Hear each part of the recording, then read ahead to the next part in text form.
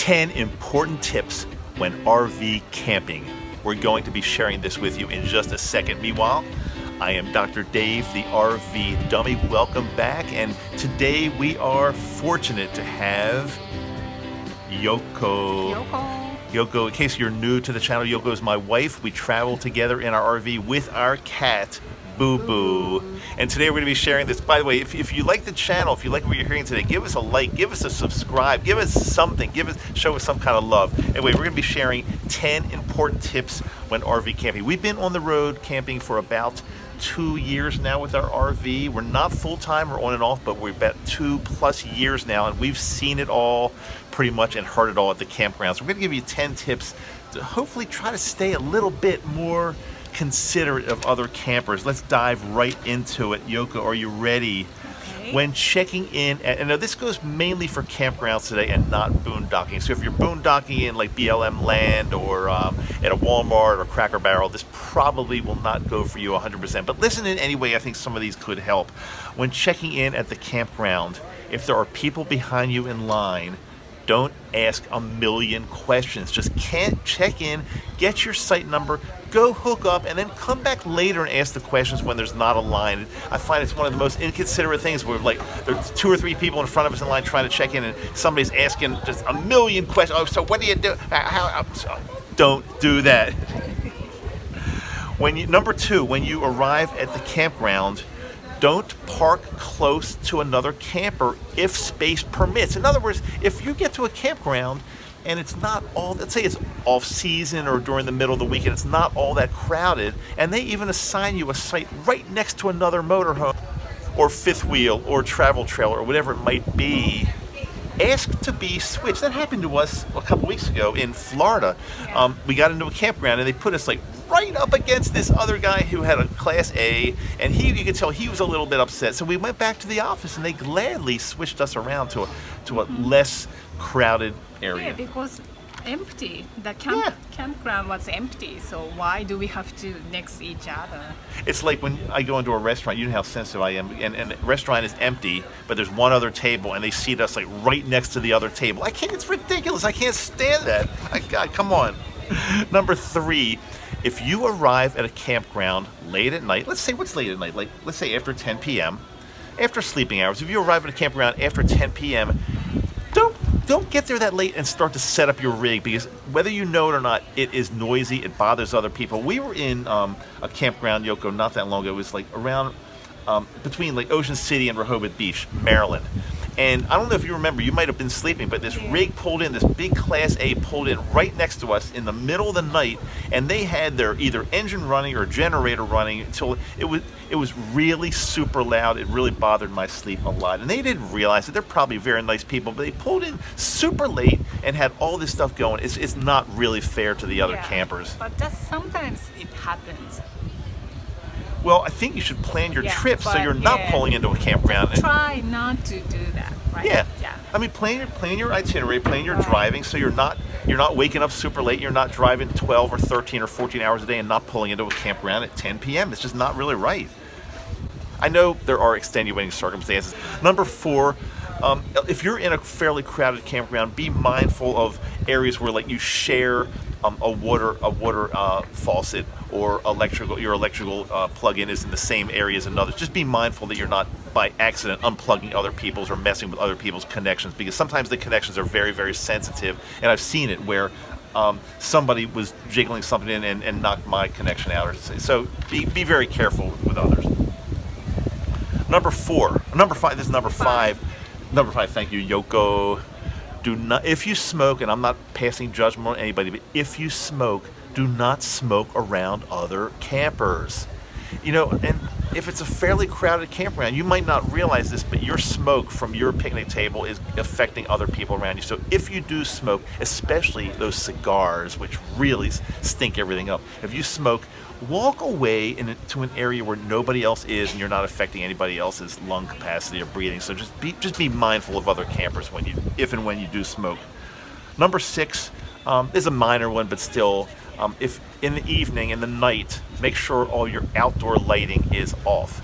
Because in the middle of the night, if you've got all these lights going on outside, especially your porch light, your awning light or whatever you might have, it can affect and bother other people. Other people are camping because they want it to be nice and dark and like the real camping experience. But if you've got lights going all over the place, it contributes to camping light pollution, CLP, trademark. Number 7. Yoko, you'll love this one. You're so sensitive to our stuff. Number 7, do not play TV or music outside unless it's super low and doesn't bother other campers. A lot of times I've got a little speaker I put on the picnic table a lot, and Yoko always comes over and makes sure that, Dave, turn that down a little bit more. Turn it down a little bit. You're strict. You're too strict. Well, but we should enjoy our music too. But maybe they don't like our music. That's why I try to keep it soft. I really do. Maybe I think sometimes you go overboard, turning it so soft that I can't even hear it, and I'm right in front of the speaker. That's a little bit overboard, Hello. I think. Hello. And here's a number 7A to that. 7, like not to bother other people with your noise. Number 7A is if you're going to have a little campers party, which means you get a bunch of other people, you're all hanging around. It might be one big family, but hanging around your picnic table outside of your camper. Keep it to a really low volume, please, because you might not realize that you're out there having fun with the whole family or a bunch of friends, and your noise really does carry, especially if it's in the evening. A lot of people are just sitting out there trying to relax around the campfire in chairs. Keep your noise down, please. You get that one, right?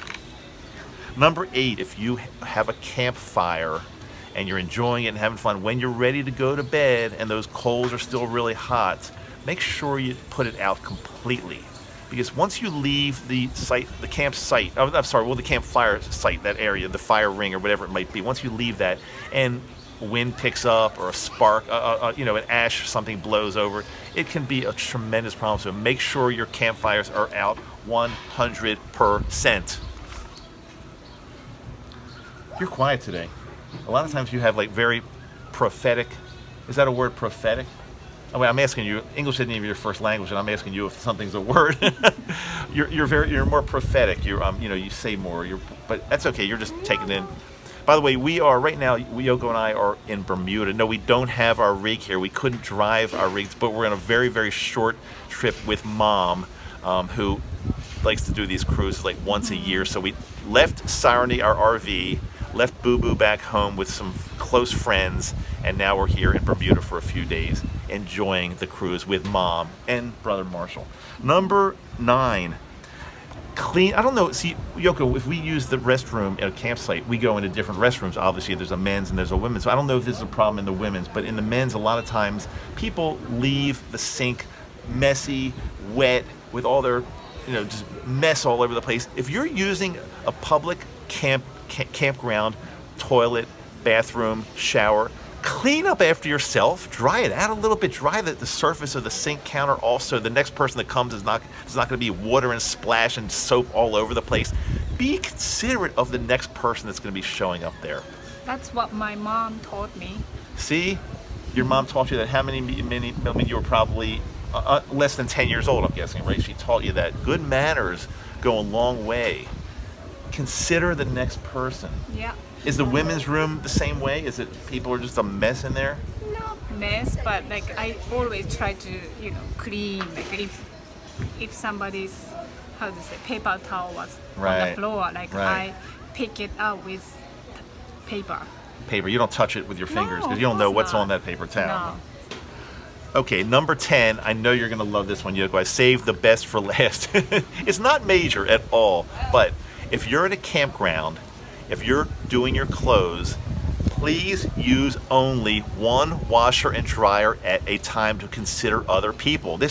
We were at a KOA, I think in New Orleans, right? And we'd been on the road for a while. We had some laundry to do. So our last morning there, we decided we're gonna go over to the laundry room. Well, there was a woman, a very nice woman. There's nothing wrong with her, but she had did she have all 5 washing machines and then subsequently it's going to be all 5 dryers going at one time. So she said, "Oh, I'm using all the machines. Come back in 30 minutes and they'll be okay." But the problem with that is it's a little bit inconsiderate because you're taking up 5 washing machines on your own. That's, first of all, I don't know how many clothes she has to do 5 washing machines, but it's a true story. Yeah. 5 washing machines full of clothes. we hardly take any clothes with us more on the. Yeah, but I think she had some sheets or comforter. Oh, sheets, or comforter, yeah. down jackets. don't Who knows know. what mattresses? She probably. It was ridiculous. But then the problem is, okay, then we get in and we're able to do our clothes, but then the dryers typically take longer than the washers. So by the time we're ready to dry our clothes, she's going to have 5 dryers going, and it's a little bit inconsiderate. So if you're there, and you might say, well, nobody else is here, I'm going to use all the washers and dryers and get my stuff done close. But you don't know if 5 minutes from now, 2 or 3 other campers are going to want to come to do their clothes. So be a little mindful of others. It's always, if you're considering other people, you can never go wrong, right? I mean, always consider that next person that might show up that want to use something you're using, and think about them and not always you first. That's all I have to say. Those are 10 important tips when RV camping. Please follow all of them. We hope you enjoyed. People have been asking, where is Yoko on these videos? And I finally bring her on. And you're not saying anything there, and also you're a little quiet. So It's okay. make sure Yoko generally takes it all in. She's quiet, but very, very mindful, aware. She knows what's going on. She knows how to read people. Yeah. She knows a lot. So don't let her quietness, is that a word, quietness? Don't let her, is that a, again, I'm asking you. No, if Don't let- I want to say something, I would. So, like, you covered That's- everything, so I don't have to That's say. very smart. A lot of times the people that don't talk as much are the not only more mindful, but people like them more, the people that are just listening and taking it in and not trying to get that next word in all the time. So that's respect, Yoko, respect. Until next time, I'm Dr. Dave, the RV dummy, along with Yoko. And again, if you like what you see, things are blowing, the wind is kicking up, things are blowing all over the place. If you like what you see, we'll be back in our rig pretty darn soon too. Subscribe, give us a like, thumbs up, whatever you want to do. Again, I will say, be considerate. You can disagree, that's totally fine, but trolls who have personally attacked either me or even worse, if they attack Yoko, they're gone, they're blocked forever. So don't be a troll, just be kind. That's all we ask. Love you. See you next time. So we just finished the video, and off camera, Yoko had some really, I think, important things to say. I said, Yoko, let's re-record the whole thing. She said, no, I don't want to re-record the whole thing, but let me just say a few important things about being considerate at the campground. So Yoko, feel free. Take it away.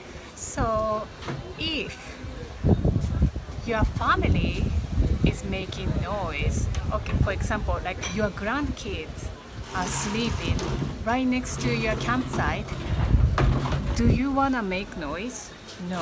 Like, of course, we want to have fun around the campfire, but like, you don't, laugh or like, we not make a lot of noise. Like, right next to you, your kids are sleeping.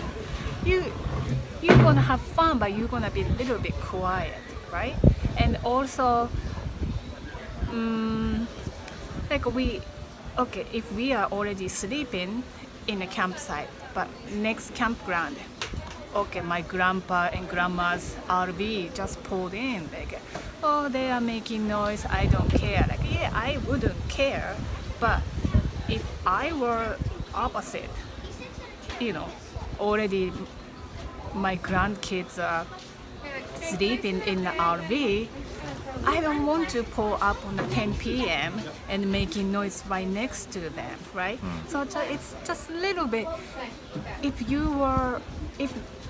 like at the campground, everybody is like a family. I feel like everybody is like a family. I love camping people, like old people, but just like using laundry, like oh yeah, maybe my parents want to use laundry, they want to do laundry, like I cannot take over like 5 washer machine, right? So just little love to everybody makes good. That's what I wanted to say. I like what you said. Kind of just think that everybody's family at the campground. If you do that and treat everybody with kindness, I think it's going to work out. Yeah. Yoko, thanks for coming back and doing that. Appreciate it. See y'all later.